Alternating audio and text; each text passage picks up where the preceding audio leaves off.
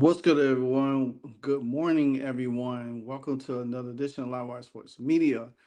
So, there is a rumor that is going around. Don't know how factual it is. There's nothing concrete came out, but this was posted on X last night during the game and said that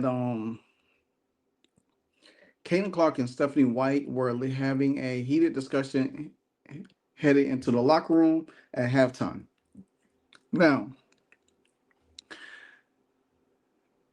we know that Caitlin Clark came back 2 games ago. We know Caitlin Clark plays a certain style. We call it Clark ball. We know that Stephanie White has been putting Caitlin Clark in off ball situations. We have seen it last night, even though they blow out the Atlanta Dream. And we see Natasha Howard continue to freeze out Caitlin Clark, not passing the ball, continue to try to bring the ball up the court. This style of basketball do not work for the W. Well, it doesn't work for Caitlin Clark in the Indiana Fever because prime example is in the second half, the Indiana Fever scored 59 points and are the most points at a half this season and was tied the most points and a half in 7 seasons. They led the Dream. The Dream led them 52-45 with 6 minutes and 58 seconds left in the third. Then the Fever went on to outscore them 54-30 to close out the game. A complete offense explosion for an Indiana Fever team. Now, you say, well, hey, what happened? Well, you think about it. Think about it really closely. Caitlin Clark had the ball in her hand. Now, she didn't have a great offensive game. She didn't shot the ball particularly well. But what we always say about Caitlin Clark is the gravity of Caitlin Clark. When she's on the floor, she commands so much. It was able to free up open looks. Sophie Cunningham, best game of the season, 16 points, 10 rebounds. Kelsey Mitchell, another point game. Leah Boston, 19. This what happens when Caitlin Clark is on the floor. When Caitlin Clark is down on the floor, you've seen it early on. Now, Caitlin Clark didn't play number 9 minutes throughout the whole first and second quarter. The Fever still was playing back and forth with the Atlanta Dream, who are capable of beating the Indiana Fever. So whatever was said, whatever was done between Caitlin Clark and Stephanie White, I say this: it was needed. It was needed. What we have to say, Caitlin Clark needs to start speaking up. She needs to get that Michael Jordan, Kobe Bryant mentality, that toughness, and start speaking up. Tell her coach, look, hey, this ain't working. We need to play like this. We seen it last year between her and Chrissy Size early on in the season. Throughout the season, they kept going back and forth. There was times, hell, Chrissy Size would grab on Caitlin Clark and she snatched away. There was times when Chrissy Size be in the huddle talking to them, and Caitlin Clark face expression says otherwise. Hell, all the other player face will say otherwise. If you want to be successful and win games, guess what's need to happen, Stephanie White? You need to trust your best player on the floor. Stop doing this off-ball experiment, like because we know you don't like a ball dominant player, but guess what? Your ball dominant player is going to help your team be successful. Stop letting Latasha Howard bring the ball up. There's times throughout the game you need to have Caitlin Clark and Ari McDonald on the floor. You've seen it when they went on that run in the third quarter. Even Jordan Canada said in the press conference that the Fever started to turn the tides in the third quarter. Because guess what lineup had worked?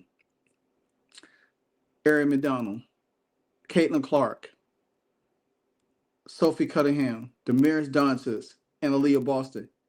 That was the lineup that started to push. Now, Caitlin Clark did was taken out of the game at some point, and then Kelsey Mitchell came in, and then you see Atlanta starting to was trying to chip away. But then, as soon as Caitlin Clark came back into the game, guess what happened? They built on that lead.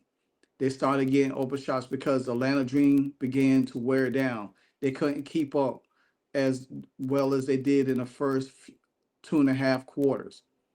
They couldn't keep up. Stephanie White needs to understand, when you see something that works, you keep a clipboard of it and say, hey, I like this lineup. I want this lineup to be in the game at certain times. It gives me certain balance. Especially, say for instance, they do play the Dallas Wings. You need that type of lineup on the floor.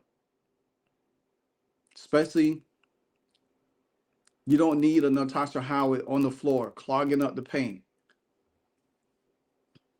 You don't need Natasha Howard bringing the ball up the court. You don't need Kelsey Mitchell bringing the ball up the court. You don't need Eric McDonald.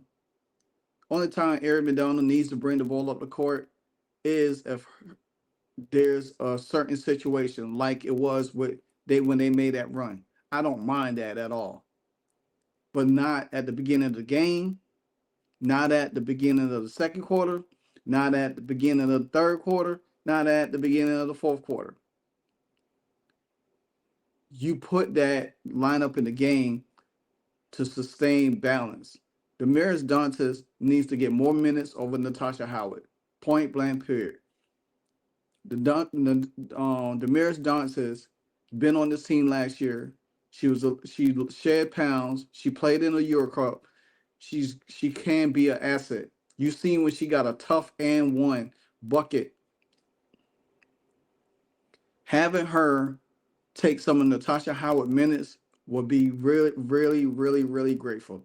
Now, again, as for Stephanie White and Caitlin Clark, if this is true, we're going to hear more come out of this situation today or going into Sunday. There's going to be something coming out about this if this is true. If they had a heated exchange, now it could be anything. Like I said, it's a rumor. I'm not speculating that they're at odds, but there is friction with this team. There is friction with this team. Best believe that. And some people think that, hey, I was on live last night. Some people say, hey, maybe the front office got on Stephanie White before this game. Maybe Caitlin Clark showed her displeasure of not having the ball come back in her hand. Stephanie White needs to not let every time Natasha Howard gets a rebound, she needs to kick it out. She doesn't need it to go up the court. There was too many times that she frees out Caitlin Clark. She's asking for the ball, and Natasha Howard just don't pay her no attention. This is the kind of stuff that pisses fans off, and rightfully so. Rightfully so. You can't do that. And me personally, this is how I feel about it. With them, with the deadline tomorrow, this is what I feel about it. And I'm gonna say it again. I you don't spend so much money with bad contracts on this team. You allowed DeWanna Bonner to leave, took money from you. You might as well go ahead and finish it up. If you're going to make a play for Emma Missamon, guess what you need to do? Cut Natasha Howard, buy her out her contract, use that added money, do whatever you can to get Emma Missamon there, add a couple more pieces, get a tall big, and have this team to be a free-flowing running team. Natasha Howard, as much as we fought DB to be a cancer, Natasha Howard is just the worst cancer in this locker room. I said it before in a lot of my videos. There's a separation of players that want to play Caitlin style of basketball, and there's a certain style of players that want to play that slow-paced Stephanie White's basketball. Kelsey Mitchell is one. And Leah Boston needs Caitlin Clark to open her up, give her easy looks. You've seen it too many times. Caitlin Clark slinging a pass from the 3-point line to her to get an easy bucket. Caitlin Clark driving down, drawing two defenders, flipping the pass over her head to Leah Boston for an easy bucket. When Caitlin Clark is not on the floor, AB doesn't get them looks like that. Sophie Cunningham doesn't get them looks like she had. And a lot of us said, hey, Sophie needs to take them shots. If you got it, take them shots. Stephanie White is even freezing out Lexi Hall right now. And I'm very concerned about Lexi Hall. I don't want her to go nowhere. I want her to stay with this team.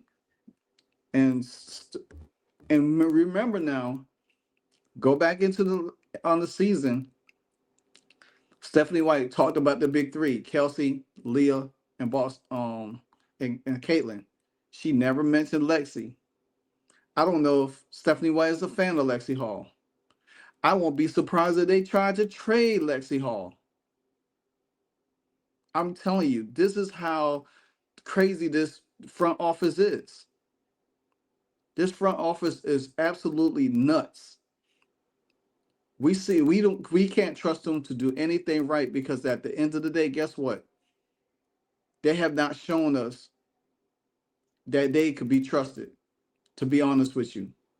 And I have another video coming detailing that. The only thing they have done well was bring Ari Madonna in, because everybody loves Ari Madonna. She brought a whole lot of stuff to the team. So, but let me know what you think about Caitlin Clark and Stephanie White friction.